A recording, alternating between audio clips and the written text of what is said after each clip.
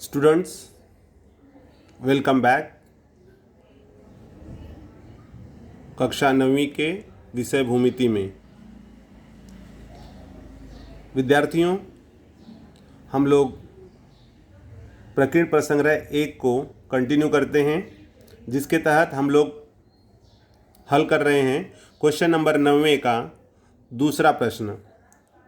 देखिए बच्चों, इसमें दिया हुआ है समांतर चतुर्भुज के विकर्ण परस्पर समद्विभाजित करते हैं और इसे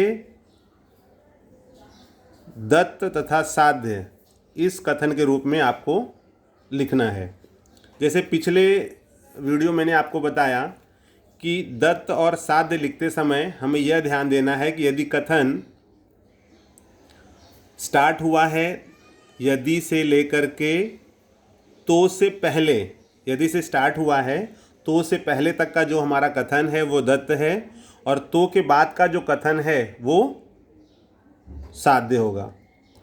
तो आप देखो बच्चों, इस सेंटेंस में समांतर चतुर्भुज के विकर्ण परस्पर समद्विभाजित करते हैं, इसमें यदि तो दिया नहीं है। तो अगर यदि और तो नहीं दिया है तो हम क्या करेंगे, इसको बनाते हैं कि यदि और तो के रूप में लिखना होता तो कैसे लिखते। तो हम यहाँ पर लिखते यदि दिया गया चतुर्भुज समांतर चतुर्भुज हो तो ध्यान दो, तो उसके विकर्ण, हमारा तो यहाँ लगता, तो उसके विकर्ण परस्पर समद्विभाजित करते हैं।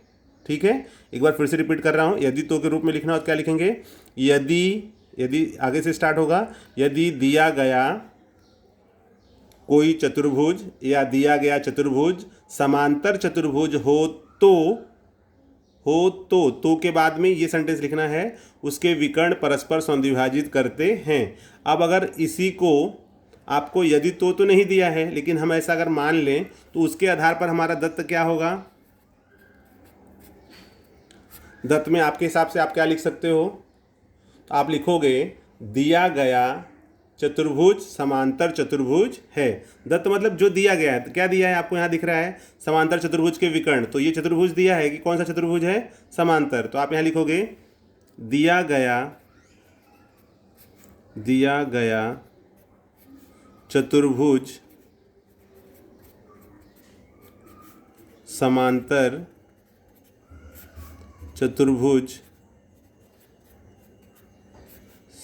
चतुर्भुज है। ठीक है, यहाँ तक हो गया ये।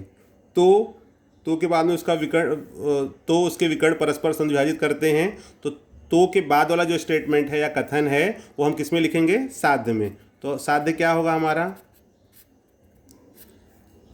जैसे अब यहाँ पे हो गया, दिया गया कथन ये हो गया समांतर चतुर्भुज के विकर्ण परस्पर समद्विभाजित, ये पूरा कथन है। तो हमने समांतर चतुर्भुज, दिया गया चतुर्भुज समांतर चतुर्भुज है, ये हमारा हो गया दत्त। साध्य क्या हो जाएगा, साध्य में होगा कि इसके विकर्ण, इसके या चतुर्भुज भी लिख सकते हो आप, इसके विकर्ण परस्पर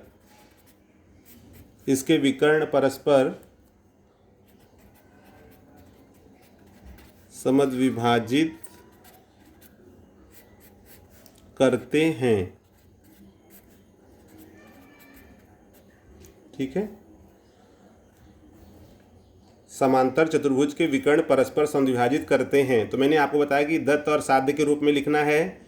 तो यदि से शुरू हुआ कथन है और तो से पहले तक का वो हमारा दत्त होगा और तो के बाद वाला जो कथन है वो साध्य होगा। तो हमें अपने मन से बना लेना है कि यदि दिया गया चतुर्भुज समांतर चतुर्भुज हो तो उसके विकर्ण परस्पर समद्विभाजित करते हैं। समझो इस प्रकार से है। तो हमारा यहाँ हो जा रहा है। ठीक है, तो आपका ये दत्त हो गया।